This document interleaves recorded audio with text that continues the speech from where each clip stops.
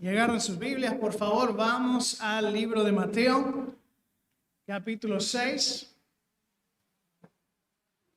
Ha sido un viajecito en su vida, en esta serie de las lecciones del Sermón del Monte, ¿no?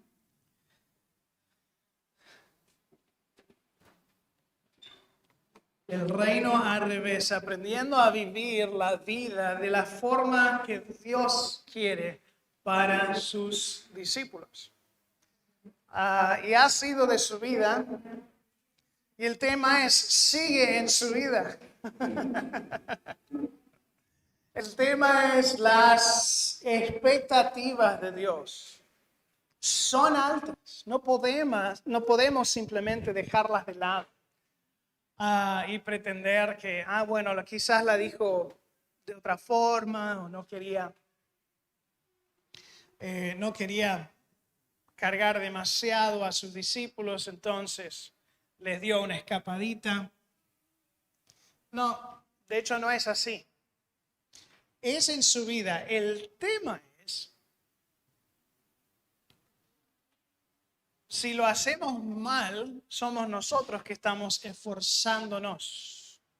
Pero si entendemos el secreto de Cristo, quien es el cumplimiento, la culminación de la ley, significa que podemos descansar en su esfuerzo que ha hecho toda su vida por nosotros ya. Entonces, mientras estamos yendo para arriba en su vida, al realmente descansar en Cristo, nos damos cuenta que Él nos lleva.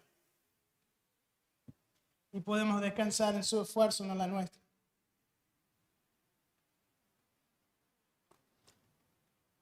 Pero seguramente, tal como los oyentes originales, nos da un poco de ansiedad. La ansiedad. Según el Clarín, un artículo escrito por María Florencia Pérez en 2019,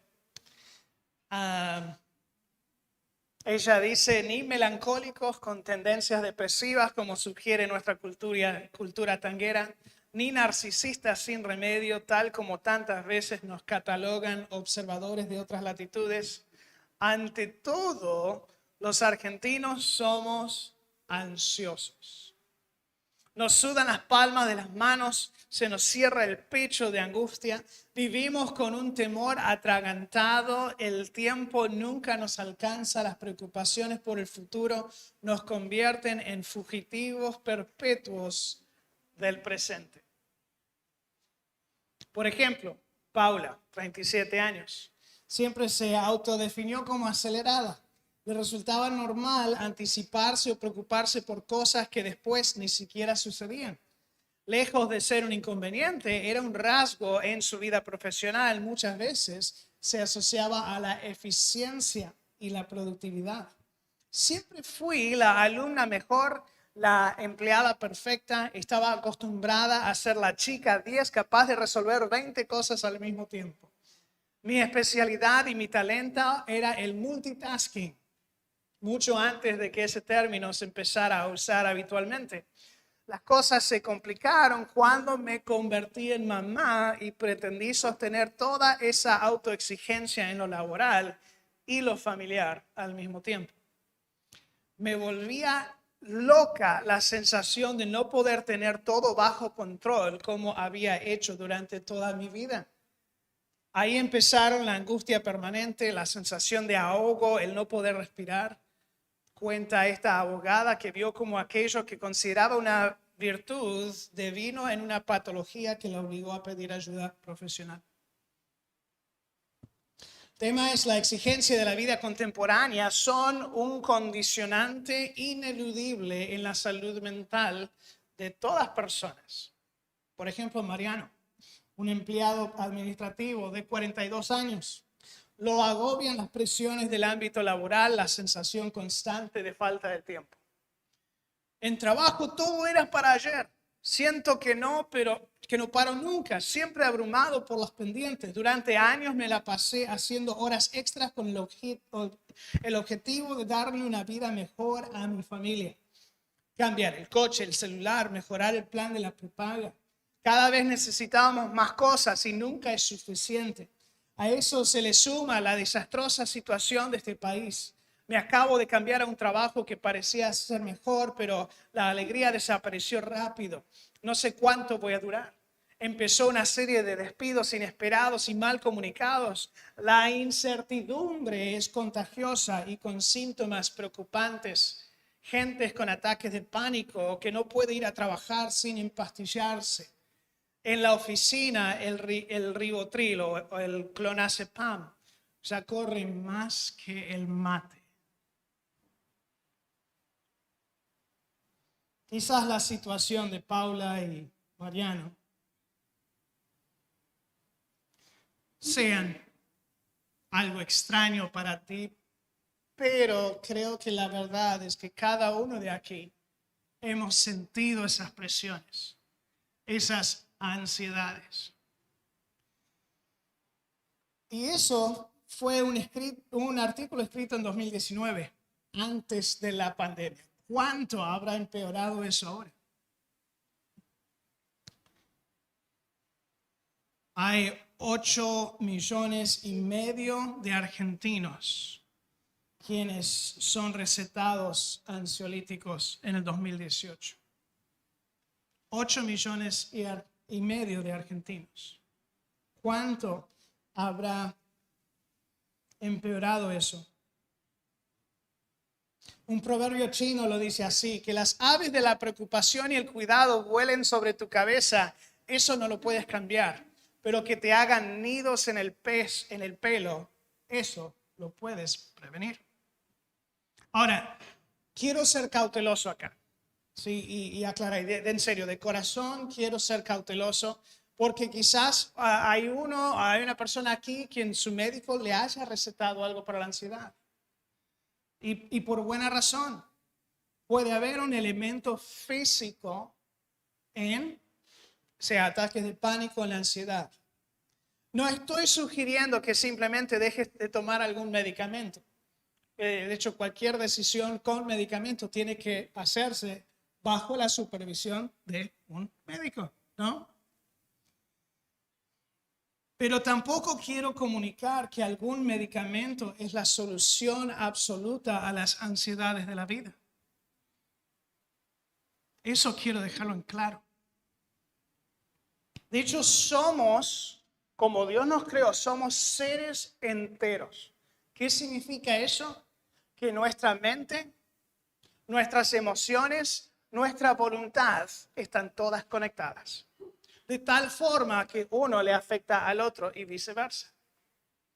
De hecho, tenemos un ejemplo de eso en Salmo 32, cuando David no estaba confesando su pecado a Dios y le causó efecto físico. Escuchen ahí, versículo 3 y 4 de Salmo 32. Mientras callé,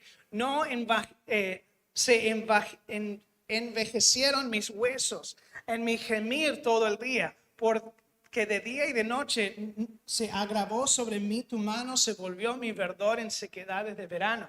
Su sentir de culpa, una emoción, tuvo efectos físicos. Y aún médicos dirían esos síntomas psicosomáticos, ¿sí? Es donde tu mente desarrolla algo tanto que tu cuerpo al fin dice, sí, estoy de acuerdo, hagámoslo. Y hay una reacción. Una de las formas, y yo diría la mejor forma de tratar con nuestras ansiedades, especialmente a aquellos relacionados a las cosas materiales, nuestro mundo material, es escuchar el consejo del Señor Jesús aquí en Mateo 6, 25 al 34, que es el pasaje que vamos a ver. Ahora, recordemos un poco el contexto aquí. Cristo, recuerda, está hablando a sus seguidores, sus discípulos, quienes demuestran en sus vidas las características de bienaventuranzas, por los cuales llegan a ser influenciadores a sus alrededores. Son aquellos quienes encuentran su justicia en Jesucristo y por ende pueden obedecer a Dios con el ser entero, no solo superficialmente como los hipócritas, los fariseos.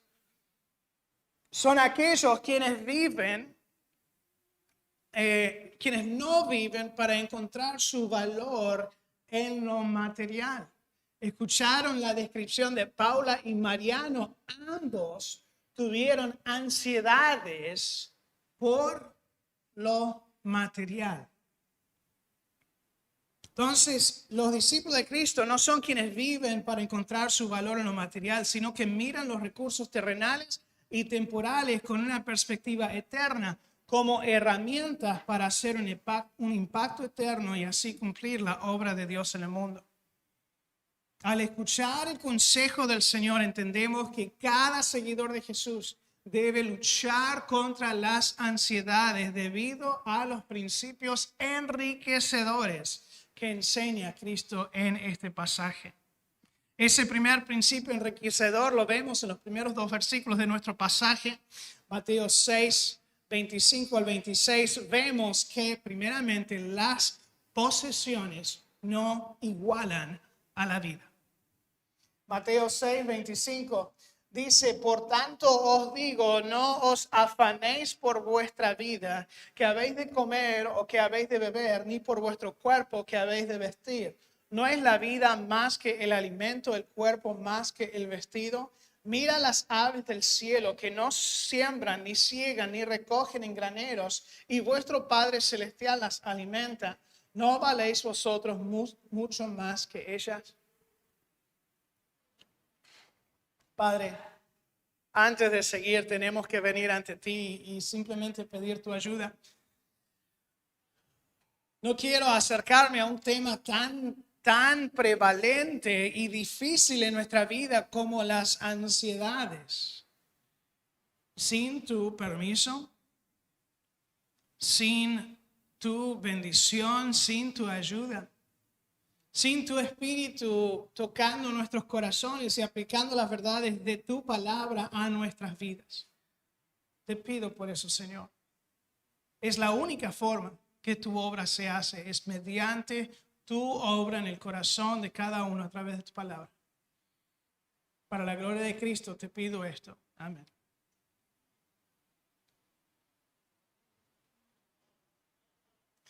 Fíjense allí en la preocupación física que describe Cristo. Hay una calificación previa acá. ¿Notan esas primeras 2 palabras? Por tanto. Esto une la sección con la previa, indicando una continuidad del pensamiento. Por eso, el título de este mensaje se llamaba El tesoro del discípulo, parte 2. Porque es una continuación de lo que vimos la semana pasada. Cristo nos está dando razones por las cuales sus discípulos pueden luchar contra las ansiedades, pero no está divorciado de lo anterior. Hay que tomar en cuenta que una gran parte de eso ya se ha enseñado en los versículos 19 al 24. Entonces, esta sección, lo que vamos a ver es la segunda cara de la moneda. La primera cara de la moneda, lo que vimos la semana pasada, y no les voy a predicar de vuelta, pero un pequeño resumen. Recuerden que el verdadero seguidor de Jesús atesora lo eterno y lo celestial por encima de lo terrenal y temporal. Y también mira a la vida con otros ojos, una perspectiva eterna, no buscando construir su propio imperio terrenal y material. Incluso decide servir al Señor en lugar de servir a lo material. Ese es el discípulo quien no será atormentado por las ansiedades de la vida. Esa es la primera cara de la moneda. Y en base a eso, Cristo entonces manda 3 veces en este pasaje: no os afanéis. El versículo 25, versículo 31, versículo 34 están. Tomando en cuenta el tiempo del término, esencialmente es un verbo continuo. Esencialmente le está diciendo, dejen de estar ansiosos. Reconoce que hay ansiedad, que están ansiosos, preocupados, pero dice, dejen, no tienen que seguir con las ansiedades. Ahora, la palabra afanar acá puede ser traducida como preocupación, cuidado, interés, lo cual es positivo y la Biblia no condena la preparación y el cuidado de la vida.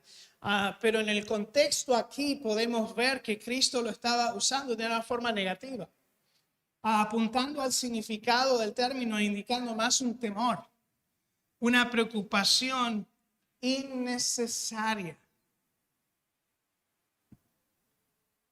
Vimos mucho de eso en la pandemia. Algunos tuvieron una firme razón, razonable en su lógica de por qué no salían mucho. Quizás ellos estaban comprometidos de salud o vivían con alguien quien se infecta por todo, se contagia de todo y tiene muy bajas defensas. Ok, eso es razonable. Pero tenés otra persona acá que no quería ni salir de su casa porque en la vereda está el corona. Y era un temor poco más irrazonable. Y ese segundo tipo de temor es lo que Cristo está apuntando aquí con el afanar. Una forma de pensarlo, y me encanta pensarlo de esta forma, es algo que te afane la paz, que te roba la paz, porque es exactamente lo que hace este tipo de preocupación. Te roba la paz. Algunas citas, el Leo Buscaglia lo dice así: la preocupación nunca le roba el dolor al día de mañana, solo le quita el gozo al día de hoy. Arturo Summers Roach lo dice así: la preocupación es una fina corriente de miedo que fluye por la mente. Si se anima, abre un canal en el cual se drenan todos los demás pensamientos. Ustedes seguramente han estado ahí, ansiosos, preocupados por algo y no lo pueden dejar de pensar. De eso está hablando. Te deja inamovible. Te deja derrumbado sin poder levantarte. De hecho, Cristo usa esta misma palabra cuando habla con Marta, movida innecesariamente por todos los quehaceres de la casa. Hay tanto que hacer que la distrajeron de prestar atención a lo más importante de la vida, Jesucristo mismo. Y le dice en Lucas 10:41, le dice a Marta, respondiendo a Jesús, le dijo: Marta, Marta, afanada y turbada estás con muchas cosas. Nos presenta una persona tan preocupada por las cosas de afuera que hay una tormenta por dentro. Es una buena imagen de este afanarse. ¿Cuál es la preocupación en este caso? Cristo nombra dos categorías de preocupación, los cuales eran de quizás más preocupación a los oyentes originales que nosotros. Alimento y vestimenta. Ahora decís, pastor, esos también son importantes para nosotros. Sí, no vamos a andar desnutridos y desnudos por acá, que entiendo, pero la razón que digo quizás son más pendientes de eso porque en nuestro día es tan conveniente. Allí está hablando, el acceso era más complicado que en tiempos modernos. Entonces, si alguien creció, a ver, ¿cuántos crecieron en un ambiente un poco más agrícola? Quizás en el campo, en alguna granja. ¿Hay alguien que creció así? ¿No? Ok. ¿Poco, Miguel? Una persona que no creció en la ciudad donde la comida se tenía que cosechar y la ropa se tenía que coser. De eso estamos hablando. Entonces uno está mucho más pendiente, se levanta ya pensando, ¿qué necesito hacer para comer hoy? Ahora, mi esposa se fue con los chicos el viernes Y yo me levanté y, ¿sabes? Fue hasta, creo que al mediodía, donde entró el pensamiento, tengo hambre, ¿qué voy a comer? Ahora, en vez de tener que salir afuera, cosecharme unas papas y cortarlo todo, ¿qué hice? Abrí la heladera y miré, wow, tenemos sobras. Y especialmente las sobras de mi esposa, bueno, la primera ronda, genial. La segunda, especialmente si hago con especias y picante, le da un poco más. Entonces, ahí estaba mi cena. Tan conveniente. Allá, en ese tiempo, heladera, ni hablar. No tenían esas conveniencias. Entonces, para ellos estaban mucho más pendientes y la vestimenta era un elemento de su estatus, de su propiedad. Entonces, quizás cambiaría la cosa si Cristo hubiera dicho, no te preocupes por tu celular o tu auto. Ahí estamos, pará. Ya estamos hablando un poco más, estamos más pendientes de eso. Cristo explica que la vida no son esas cosas, sino que la vida es mucho más. De hecho, Lucas 12:15, lo miramos la semana pasada, pero aquí está de vuelta. Y les dijo, mirad y guardaos de toda avaricia, porque la vida del hombre no consiste en la abundancia de los bienes que posee. ¿Y cómo ilustra esto Jesús? Con las aves. Él da el ejemplo que sin duda todos habían visto las aves.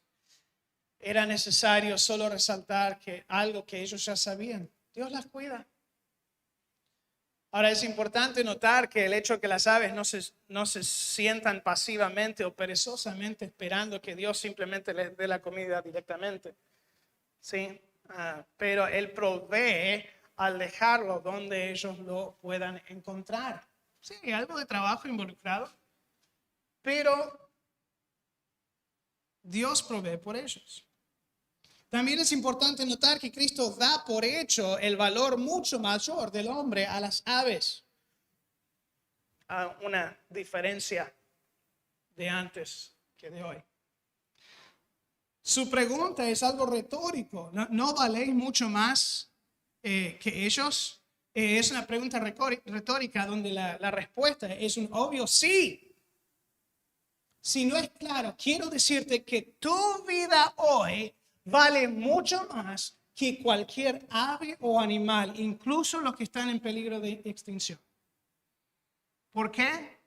Porque tú y solamente el ser humano es creado a la imagen de Dios. Los animales no comparten eso con nosotros. Eres una creación especial y hay un valor ahí por simplemente ser hecho a la imagen de Dios. Tu valor no está en las posesiones que tienes. Quiero que fijen miren estas fotos. 4 hombres aquí. Tenés Jeff Bezos, solía ser el dueño de Amazon, él se jubiló y hoy vale $200 mil millones. Todos digan, ¡ah! Tenés Bill Gates, el dueño de Microsoft, creo que el coronavirus o la vacuna, no me acuerdo cuál, estoy perdiendo de todas las conspiraciones, las teorías. Estoy bromeando, 134 mil millones. Mark Zuckerberg ya es dueño de tu vida, Facebook, WhatsApp, Instagram y todo lo demás. ¿Sí? 100 mil millones. Hay uno más, una foto especial del rey Salomón. ¿Sí? Hay varios de ustedes que han visto estas fotos, saben dónde voy con esto. En su día, el más sabio y rico de su mundo. Ahora, en su día, investigué esto un poco, ¿cuánto valía Salomón en su día? Y según expertos, contando de lo que tenemos en Primera de Reyes, donde describe algo de lo que contiene, en solamente un par de cosas nos da el valor o la cantidad de, por ejemplo, el oro y la plata que tenía en peso. Y solamente el oro que tuvo en ese tiempo estaba más o menos el mismo valor que Mark Zuckerberg, $100 mil millones. ¿Sí? Entonces, eso sin contar que todo lo otro que tenía. ¿Sí? Entonces, estamos hablando de alguien quien sabía de riqueza.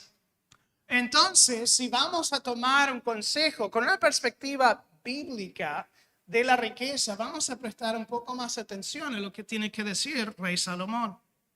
¿Qué dice? Eclesiastés, capítulo 2, nos empieza a contar: engrandecí mis obras, edifiqué para mi casa, planté mis viñas, me hice huertos, jardines, planté en ellos árboles de todo fruto.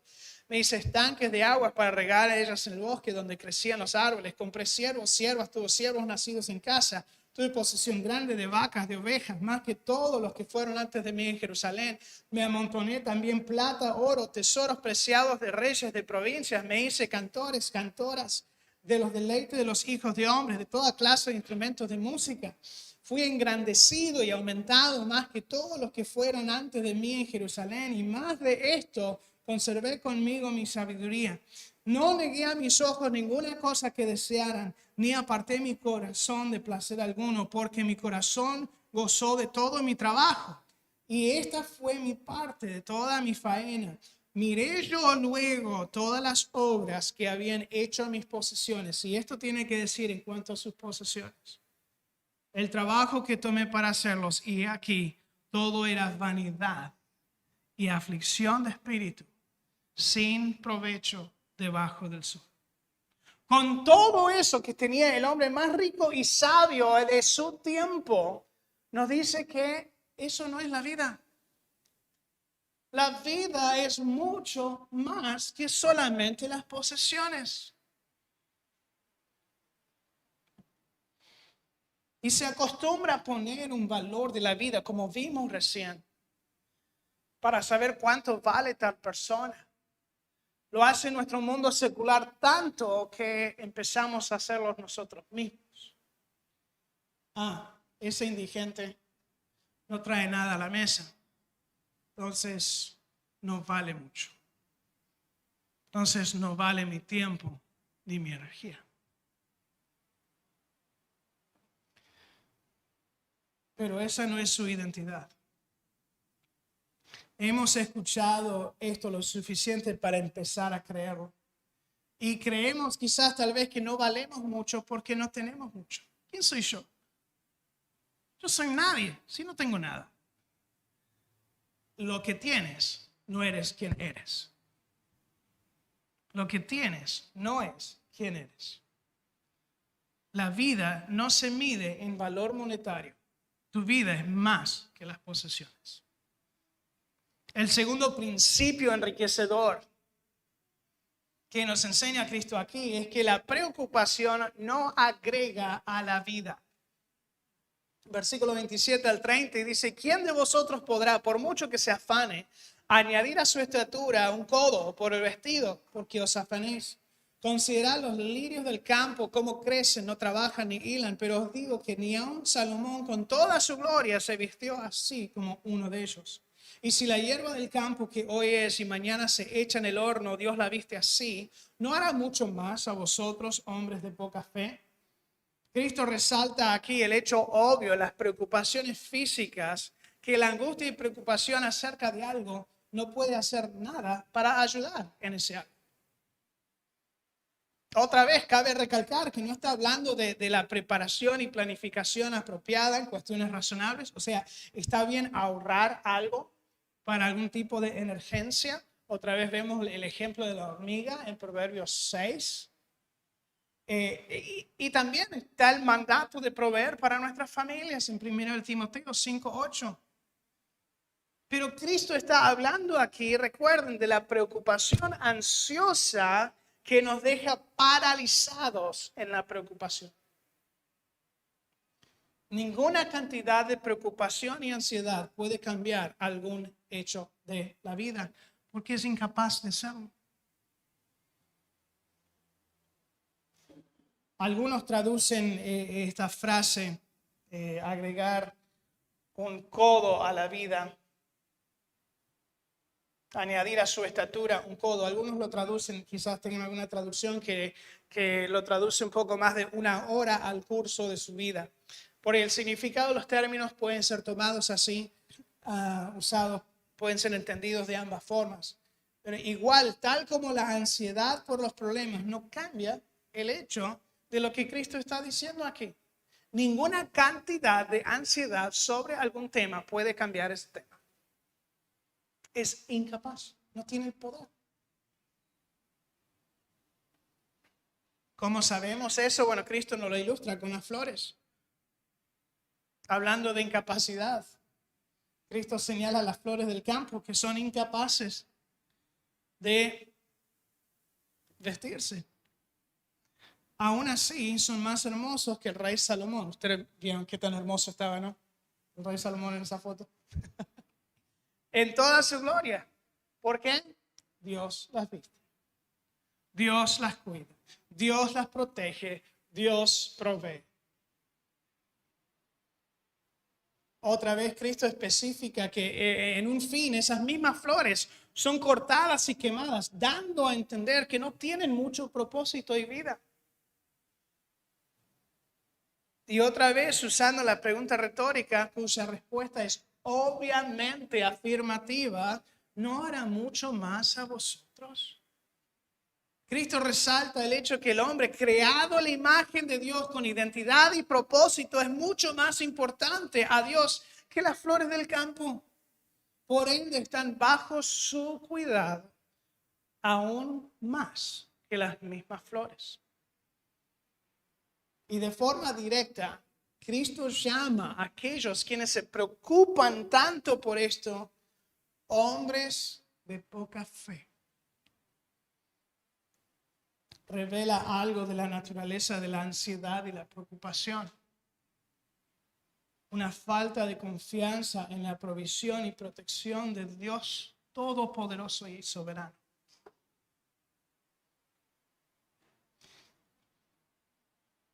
John Stott lo dice así: el argumento de Jesús es algo como esto. Dios creó y sostiene nuestra vida. No nos hicimos nosotros mismos y no nos mantenemos vivos. Nuestra vida, de la cual Dios es responsable, es obviamente más importante que la comida y la bebida que la nutren. Nuestro cuerpo, del cual también Dios es responsable, es más importante que la ropa que lo cubre o lo calienta. Si Dios ya se ocupa de los problemas más importantes en nuestra vida y nuestro cuerpo, ¿no podemos confiar en que Él se ocupará de los problemas menores, la comida y la ropa? Así como confiamos en Dios para sustentar la vida y cuidar nuestros cuerpos, ¿no sería sensato confiar en Él para cosas menos importantes, para la comida y la ropa? Jesús da vuelta el argumento en los versículos que siguen, utiliza los pájaros como ilustración, la provisión de alimentos de Dios, las flores como ilustración de su provisión. Si Dios se ocupa de estas cosas por criaturas menores como pájaros y flores, ¿no se preocupará por esas necesidades de sus criaturas mayores? Aquellos de nosotros que lo amamos y lo adoramos.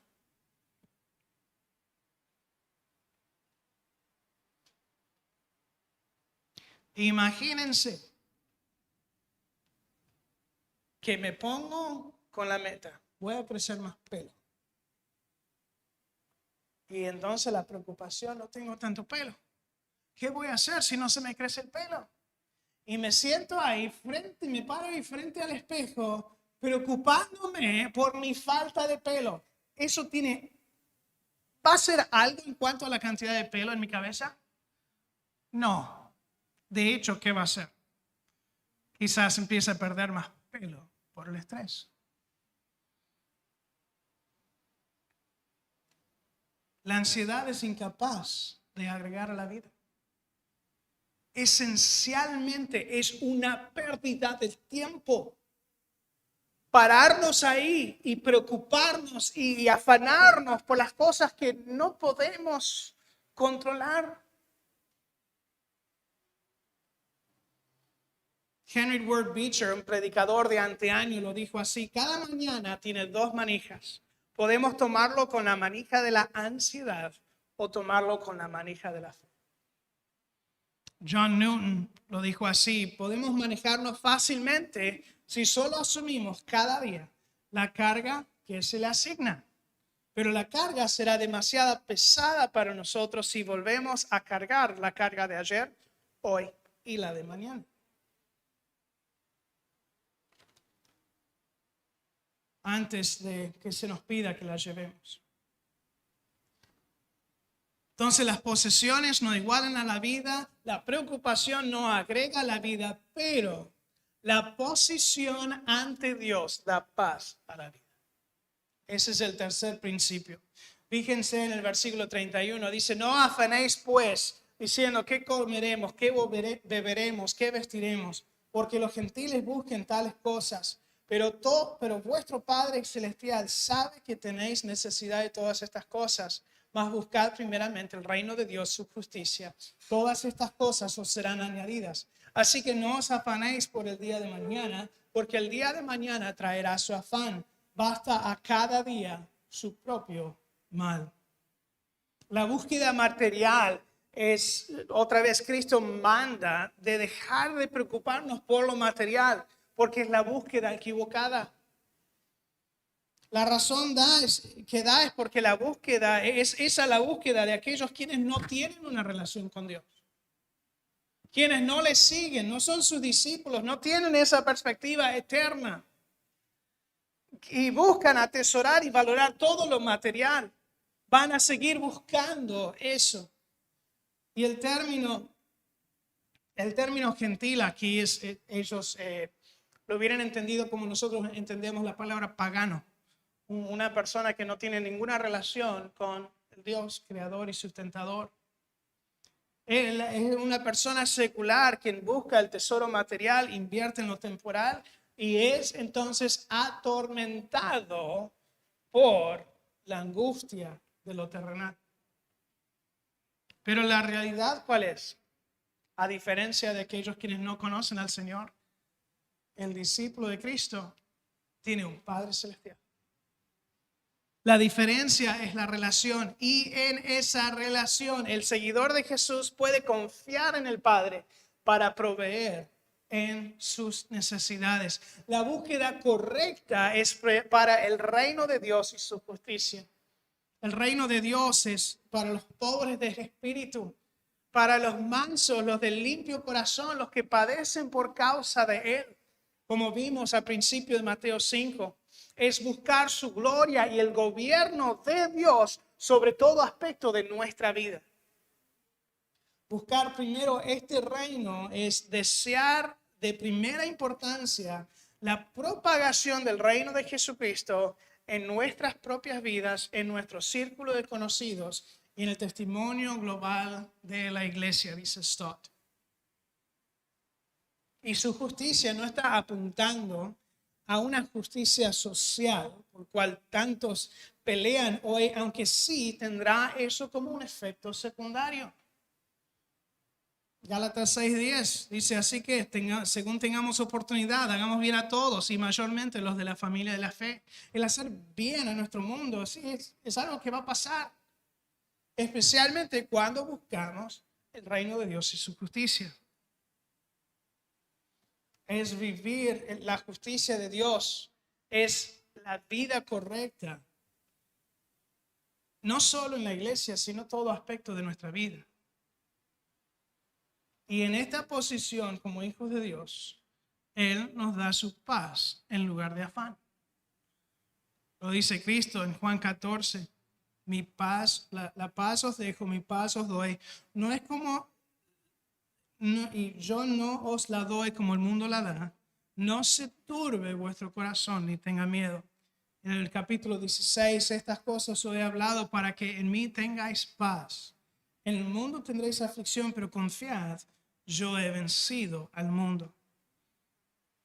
Y ustedes saben, uno de mis pasajes favoritos, Filipenses 4:6, por nada estéis afanosos, sino sean conocidos vuestras peticiones delante de Dios en toda oración y ruego con acción de gracia. Y la paz de Dios, que sobrepasa todo entendimiento, guardará vuestros corazones y vuestros pensamientos en Cristo Jesús.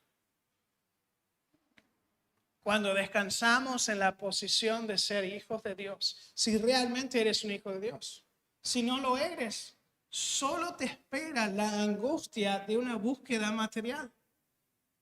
Porque lo más importante para ti va a ser lo terrenal y no lo celestial.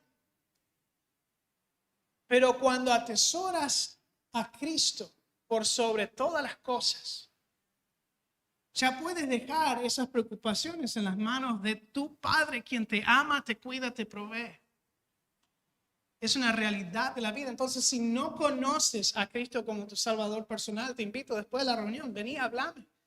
Quiero saber más cómo puedo tener paz con Dios.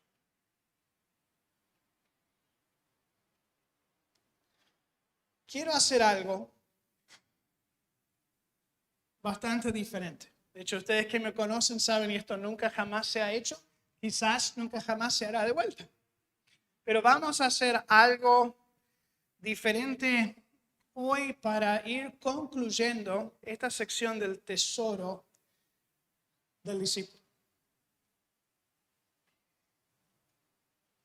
Cada familia, si sos el único miembro de tu familia, estás como representante de tu familia, cada familia, y si tengo que definir es la palabra familia más, lo estamos sobreanalizando un poco, va a recibir un sobre. En ese sobre hay dinero. Ahora, como dije, esto nunca se hace, ¿sí? No espero un montón de visitas la semana que viene por esto, por favor, no. Quiero que vengan por otras razones, no por esto. Y de tanto que nos alejamos del evangelio de la prosperidad, esto no es eso, ¿sí? Quiero ser muy claro. Cada familia va a recibir un sobre. El dinero dentro del sobre no es mucho, tampoco es poco, pero es una herramienta para que ustedes tengan un momento, sea esta tarde, en la semana, siéntense con su familia y digan, ¿cómo podemos usar esto para hacer una inversión eterna? ¿Qué podemos hacer?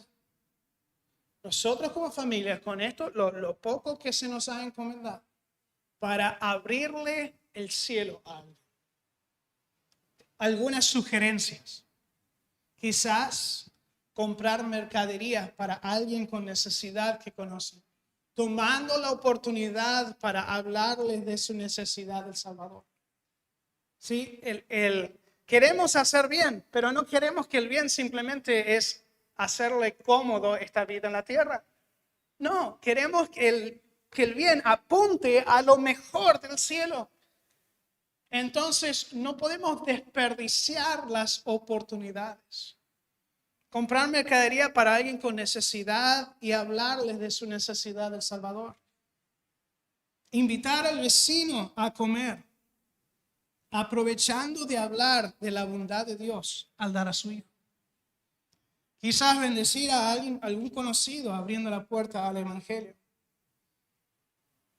Comprando la atención y tiempo de un vendedor en la calle o a tu puerta, que te escuche por 5 minutos mientras le compartes a Cristo. ¿Cuánto está la bolsa de consorcio? Okay, yo sé que no va a venir el número que dice el paquete, ni va a venir el tamaño que me dice el vendedor. ¿Cuántos paquetes necesito comprarte para que me des 5 minutos para hablar de tu alma? ¿Podemos hacerlo? No le estás comprando su alma, le estás comprando tiempo, le estás comprando su atención. Invertir quizás en algún elemento que puedas vender para crear aún más ingresos para invertir en la obra del Señor. Hay una iglesia en la India que son conocidos. Esto comenzó hace un poco más de 100 años, como decir, en 1910. Un ministerio llamado Un Puñado de Arroz, en donde cada cena se iba preparando, se apartaba un puñado de arroz. Y eso en la semana se lo llevaba a la iglesia. La iglesia lo vendía a los que querían comprar. Y así la iglesia se sustentó. Y de eso crecieron, varios se dieron cuenta, bueno, nos gusta dar. Entonces dieron 2 puñados o una taza completa de arroz. Y Dios iba proveyendo por las necesidades de la iglesia. A través de eso se sustentaron misioneros para salir de la iglesia y comenzar otras. De hecho, cuando damos en nuestra ofrenda aquí, es no solamente para las luces, pero para que la iglesia pueda extenderse y alcanzar a nuestros alrededores. Cuando invertimos en las familias misioneras que apoyamos, son 5 familias misioneras, apoyamos 5,000 pesos cada uno cada mes. Y estamos participando con ellos en su ministerio. Entonces, cuando damos por fe, estamos invirtiendo en la obra del Señor de esa forma. Entonces, tienen un desafío en esta semana.